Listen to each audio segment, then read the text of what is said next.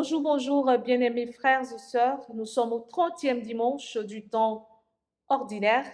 Bon dimanche à tous. Et nous sommes toujours dans la continuité de la prière persévérante, mais plus particulièrement de la prière qui plaît à Dieu. Je dirais tout simplement que ceux qui ont le besoin de Dieu sont exaucés.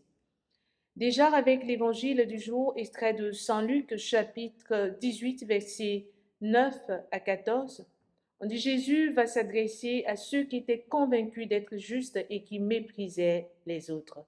Donc il va nous donner la parabole du pharisien et du publicain. Deux réalités, deux images qu'il nous donne, deux expériences que nous vivons, que nous côtoyons au quotidien. On voit le pharisien qui va dire, Seigneur, je te rends grâce parce que je ne suis pas comme les autres. Je paye ma dîme, je paye mes impôts, je suis correct, je viens à l'église, je fais ceci, je fais cela.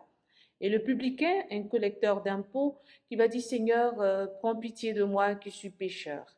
Et donc Jésus va dire que euh, lorsqu'ils sont redescendus, le publicain est devenu juste, vous voyez, par sa prière, par la simplicité et par la qualité de sa prière, il est devenu juste et à la fin, il va nous dire que celui qui s'élève sera abaissé et celui qui s'abaisse sera élevé. Frères et sœurs, quelle est notre attitude devant Dieu? Quelle est notre attitude dans la prière?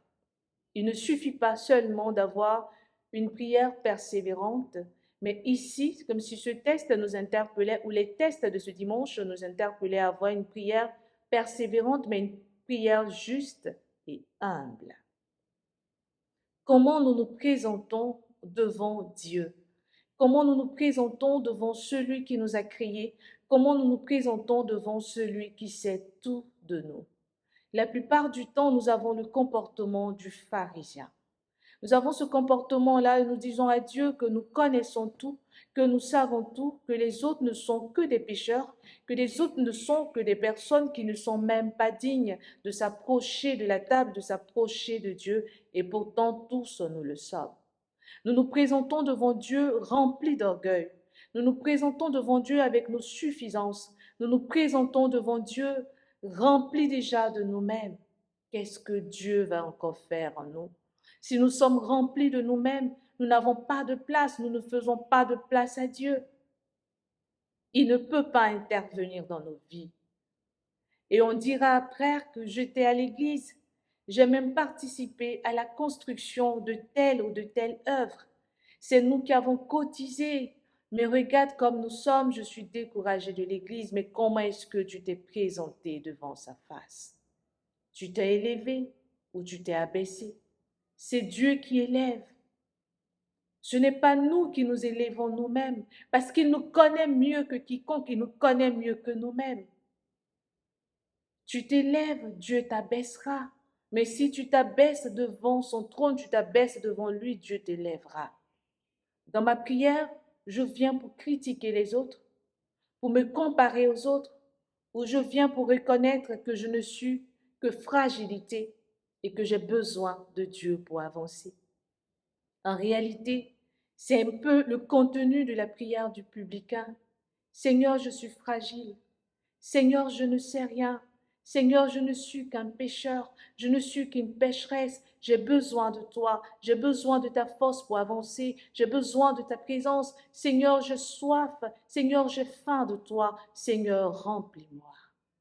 C'est cette prière qui plaît à Dieu. Dans la première lecture avec Ben Sira le sage, on ne dit pas autre chose que cela. On dit que Dieu est impartial. Devant toute personne ou face à toute personne, Dieu est impartial. Dieu ne trie pas. On me dira pourquoi est-ce qu'on a cité la veuve, l'orphelin. C'est parce que pour moi, ce sont des catégories de personnes qui sont marginalisées très souvent dans nos différentes sociétés. Je me dis que c'est la raison pour laquelle elles ont été citées là, mais Dieu est impartial. Dieu ne fait pas de tri, mais nous si. Et on nous dit que celui dont le service est agréable à Dieu sera quoi? Sa supplication sera exaucée, sa supplication parviendra jusqu'au ciel. Quel est notre service? Est-ce que le service que nous faisons est agréable à Dieu? Est-ce que la prière que nous lui présentons lui est agréable? Comment je prie? En ce dimanche, que chacun essaie de se poser la question. Est-ce que dans mes prières, je montre que j'ai un besoin ardent de Dieu ou que je n'ai pas besoin de Dieu? C'est à moi de voir. Comment je me présente devant sa face? Cette prière persévérante que je lui présente, cette prière est-elle dépourvue d'humilité, d'amour, ou est-elle remplie d'amour et d'humilité? On entend dire, je ne me mélange pas à ces personnes, je ne vais pas m'engager sur cette paroisse, je n'appartiendrai plus à ce groupe parce qu'il y a ceci, parce qu'il y a cela. En réalité, ai-je besoin de Dieu ou ai-je besoin des humains? N'oublions pas que c'est le besoin de Dieu qui fera de telle sorte que cette supplication que je lui présente trouvera exaucement. Je ne suis pas là pour plaire à un être humain, mais pour chercher l'amour de Dieu, le regard bienveillant de Dieu sur ma personne. Alors si je me présente à Dieu tel un seau déjà plein, je ne sais pas où est-ce que Dieu pourra ajouter sa présence ou pourra ajouter vraiment ce flot d'amour qu'il est, parce que mon seau est déjà plein. Mais lorsque je me présente à Dieu avec un seau vide, avec ce besoin de pouvoir moi également goûter à sa présence, avec ce besoin ardent d'être rassuré, consolé, d'être écouté, d'être aimé de Dieu ou par Dieu, alors ma supplication parviendra jusqu'au ciel.